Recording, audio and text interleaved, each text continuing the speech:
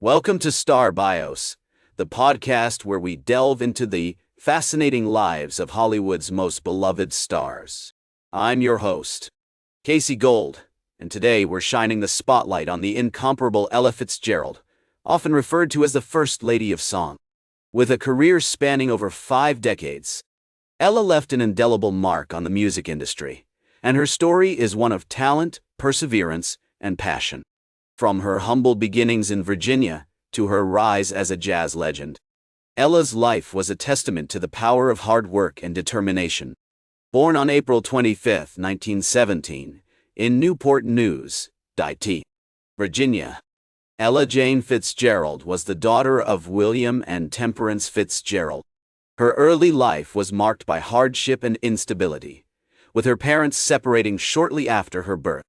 Ella's mother, Temperance, moved to Yonkers, New York, where she worked as a laundress and later married Joseph da Silva, a Portuguese immigrant. The family lived in a small apartment in the Park Hill section of Yonkers, surrounded by a vibrant African-American community that would play a significant role in shaping Ella's musical tastes. Ella's childhood was filled with music, courtesy of her mother's love of singing and her stepfather's passion for jazz. She would often listen to recordings by Louis Armstrong, Duke Ellington, and Bessie Smith, which sparked her own interest in singing. At the age of 6, Ella began taking dance lessons at the local community center, where she met other young performers who shared her love of music. These early experiences not only deepened Ella's love of performance, but also instilled in her a sense of discipline and perseverance, qualities that would serve her well throughout her career. In 1925, Ella's family moved to School Street in Yonkers, where she attended St. Teresa's Catholic School. It was during this period that Ella began to develop her vocal skills, singing in the school choir and performing in local talent shows. Her mother, Temperance, encouraged Ella's love of music, taking her to see performances by legendary jazz musicians like Ethel Waters and Florence Mills at the nearby Harlem theaters. Tragedy struck in 1932, when Ella's mother passed away, leaving her alone and adrift. She was taken in by her aunt, Virginia, who lived in Harlem, and it was here that Ella's musical education truly began. She attended Benjamin Franklin High School, where she met other young musicians who shared her passion for jazz. It was during this period that Ella discovered the legendary Apollo Theater, a venue that would play a significant role in launching her career. Under the guidance of her aunt, Ella began to explore the vibrant music scene in Harlem, attending performances by iconic musicians like Louis Armstrong and Cab Calloway.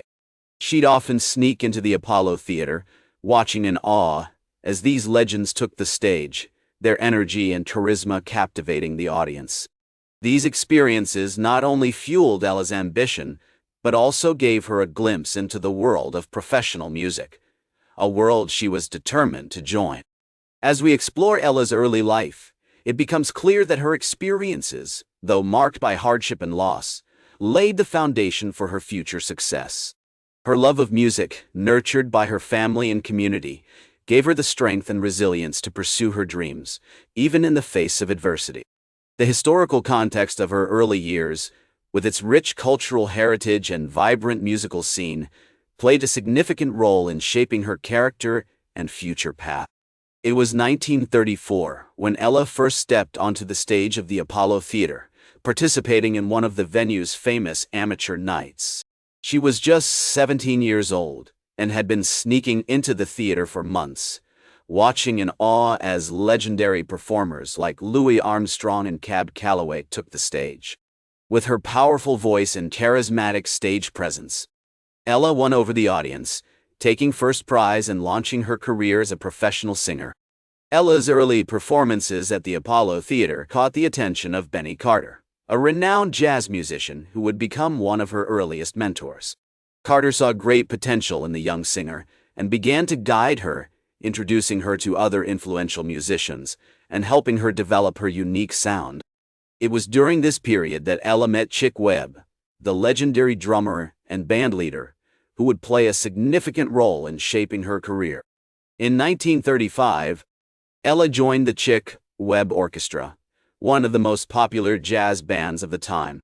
With Webb's guidance, she began to hone her craft, developing a distinctive style that blended elements of jazz, blues, and swing. The orchestra's energetic performances, which often featured Ella's virtuosic vocals, quickly gained popularity, and they became a staple on the Harlem jazz scene. One of Ella's most significant collaborations with Webb was her 1938 recording of A Tisket. A Tasket, a novelty song that would become one of her earliest hits. The song's success was a testament to Ella's growing talent and charisma, as well as Webb's innovative approach to jazz. The two continued to work together, pushing the boundaries of the genre and creating some of the most memorable music of the era. Ella's time with the Chick Webb Orchestra was marked by both personal and professional growth. She developed close relationships with her fellow musicians, including saxophonist Johnny Hodges and trumpeter Taft Jordan, who would become lifelong friends and collaborators. The orchestra's rigorous touring schedule also helped Ella develop a strong work ethic, as well as a deep understanding of the music industry. As we explore Ella's rise to fame, it becomes clear that her experiences with the Chick Webb Orchestra were instrumental in shaping her career. Her collaborations with Webb and other legendary musicians not only honed her craft, but also introduced her to a wider audience, setting the stage for her future success as a solo artist. As Ella's career took off, she began to collaborate with some of the most influential musicians of the time, including Louis Armstrong, Dizzy Gillespie, and Oscar Peterson. One of her most notable collaborations was with Louis Armstrong, with whom she recorded several albums, including Ella and Louis and Ella and Louis Again. These recordings showcased Ella's incredible vocal range and technical ability, as well as her chemistry with Armstrong, who was not only a legendary musician, but also a close friend. In the 1950s, Ella began to perform at some of the most prestigious jazz festivals in the world, including the Newport Jazz Festival. Her performances at these events were always highly anticipated, and she consistently delivered, wowing audiences with her virtuosic vocals and charismatic stage presence. One of her most famous performances was at the 1956 Newport Jazz Festival, where she sang a scat-filled version of Misty Blue that brought the crowd to its feet. Ella's subsequent work with Norman Granz, the founder of Verve Records, marked a significant turning point in her career.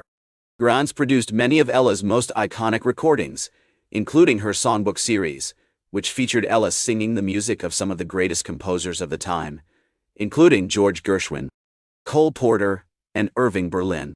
These recordings showcased Ella's incredible versatility and range, as well as her ability to interpret complex melodies and lyrics with ease. As we explore Ella's career as a solo artist, it becomes clear that her collaborations with other musicians and producers were instrumental in shaping her sound and style.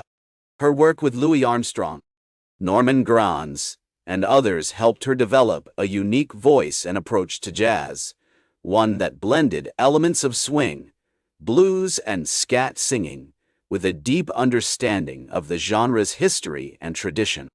In addition to her musical achievements, Ella was also a trailblazer for women in jazz.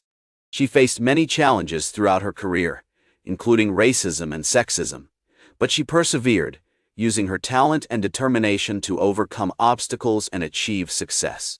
Her legacy continues to inspire generations of musicians and fans, and her music remains some of the most beloved and enduring in the jazz canon.